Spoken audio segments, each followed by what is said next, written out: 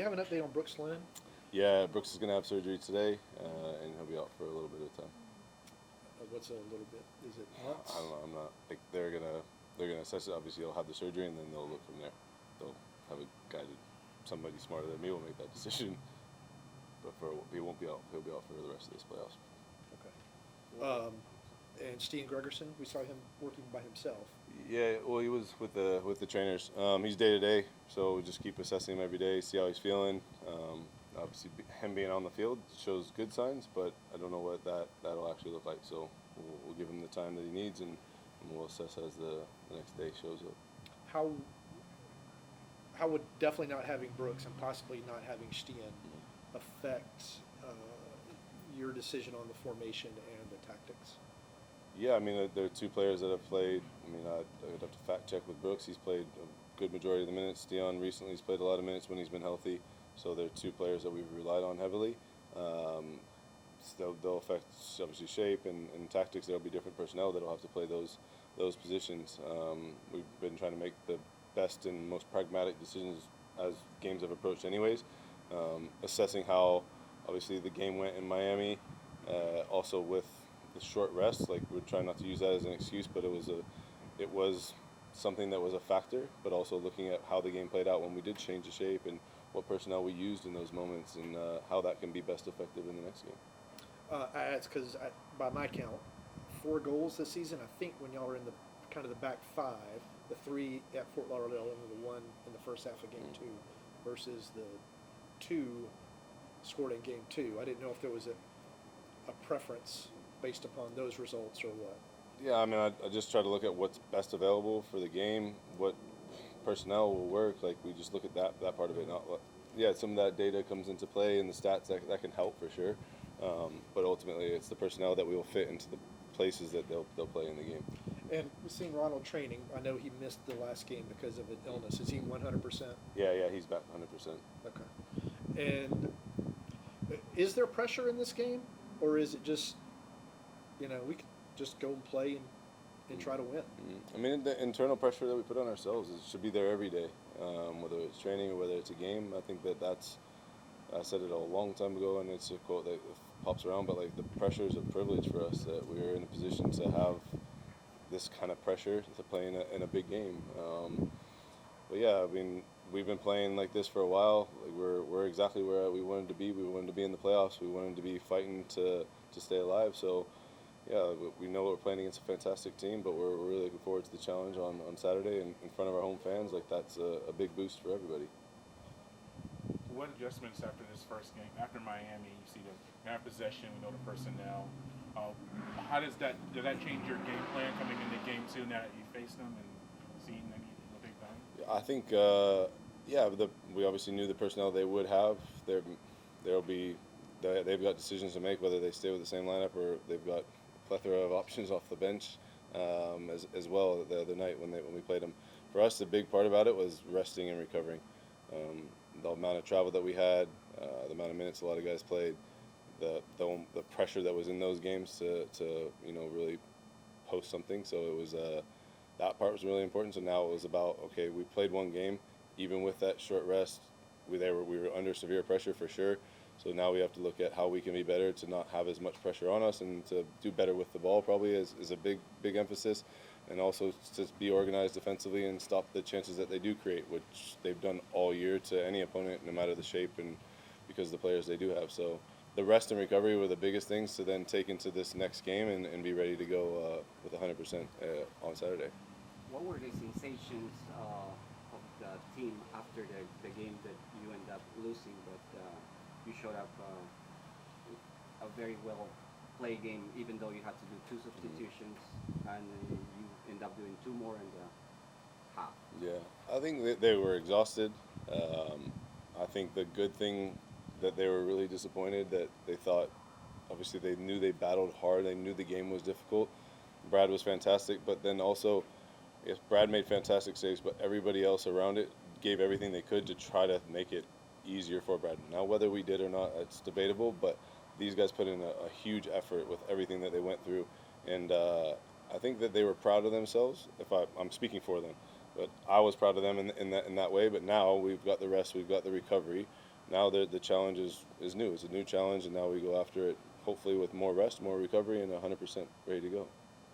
How is the confidence of the team? I mean, we just spoke with Alexi. He said he plans to end up the game in the 90 minutes, not going to even penalties. How is that sensation of the team? Yeah, I think they're in a good spot. I mean, again, this is where they wanted to be. The way we got here was probably not how everybody drew it up, but the resilience in the team to keep fighting, to keep showing up every day. I think that they're in a great place. We got a tough task on Saturday, but we're at home. We feel confident that there's going to be a good crowd there, and it's just it'll be a joy on Saturday night to just go and play free and enjoy the moment. How much of a positive effect have you seen on the guys in training this week with that time off at the beginning of the week? Yeah, I mean, like the first day back, I just felt like there was a whole different buzz and energy to them. I think that was it. I mean, they got sleep, they got proper nutrition, like they just got rest. They looked rested, so that was good. And then I also then think that at the same time they weren't like settled, so they looked like they had a little bit of a chip on their shoulder, in a way of like, hey, come on guys, like we got to go after this. We've got one game, and that's the only one we're focused on. Does being at home or being away affect how you set the team up and how you kind of want them to play? No, I say no, because we always just try to look at the game as it is. Like I tried to tell them, like, block out the external noise. At home, I tried to almost like get them to not listen to it, but use it to give them more energy. So for the fans, like, don't stop cheering. But I think that in terms of how we set the team up, we still try to play in a similar way. There might be different tactical adjustments we make playing away from home if a team's really dominant in their places. But it's definitely a place that we want to start fast, be on the front foot, and play with intensity. Will playing on a bigger pitch affect anything? I don't know if the dimensions are any different. I thought it was bigger. Maybe, I mean, I don't know. I don't think we'd have to walk it out. We'll go back to Miami and walk it out after Saturday. But no, I don't know. I don't think that it might feel bigger in the bends, but yeah, it's not been a point of emphasis. And when was it decided that Moscara was going to undergo surgery? I don't know. There was a lot of ongoing conversation because it's obviously a similar knee problem that he had before, which he didn't have surgery on, and but on the timeline of it, I don't remember. And Lenins' injury, was it a dislocated shoulder or was there more structural damage? No, I don't know. Like, I know that there's some issue because it popped out, but then from there, what they're actually doing to it, I left that to the doctors to make that decision, and probably not me. Besides the size of the field, the fact that we play turf here and they've been playing on regular grass, does it make any difference for the players? I'm sure, yeah, the ball bounces a little bit different than it would on natural grass, but we've been used to playing on it. Miami has played on it in different games throughout their season. Tata will be very familiar with it, so yeah, like it's fast. It's a different surface, but ultimately it's the same for both teams, and both teams have to be ready to go. Is there ever extra preparations because it may go to penalties? Do you practice differently? Do you actually put an emphasis on that, or you just kind of focus on the first 90? The first 90, really. I think you've asked that question too as well. We've talked about that. During Leagues Cup we emphasized it a lot because we knew that this was a format that we'd have to use. So we've already done it, I would say, throughout the year.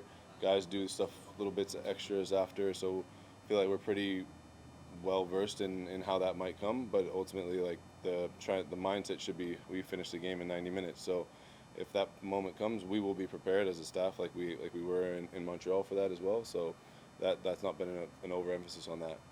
How important is it to have veterans like Ronald Hernandez, Dax McCarty, that will probably be important? Dax played down there, might play Saturday. Ronald might play Saturday. How important is it to have those guys to turn to when needed? Yeah, I think it's super important. Like those guys are veterans and have played a lot of years for a good reason. They've been through situations and they've seen, I would say they've seen almost everything that could be thrown at them. So you can always, on the field, if they're playing, you can lean on those experiences and they can help lead by example. At the same time, if they're not playing, they can help lead by whether it's conversations with players on the bench or conversations with players as we're starting games. So yeah, those veteran players, those guys that have the experience of good and bad times, it's really important that they know they can. You know you're going to get a stable performance. So yeah, they're very important. Is there, when you get into your pregame speech, it could be the final game for several folks on the team right now, depending upon what happens with options and everything in the offseason. Would that be a part of, I don't know, Band of Brothers type stuff you might use? No, I mean, because it's been the same for all of us. Like Orlando could have been the final game, Montreal could have been the final game. Now we got that game in Miami. Like, yeah, we were guaranteed 2 games, but it's not really changed that. We've been talking about having the internal belief and blocking out all the external noise anyway, so that's been a message that we've stuck to. We try to treat each other with respect, like band of brothers, like you say, like a family anyways.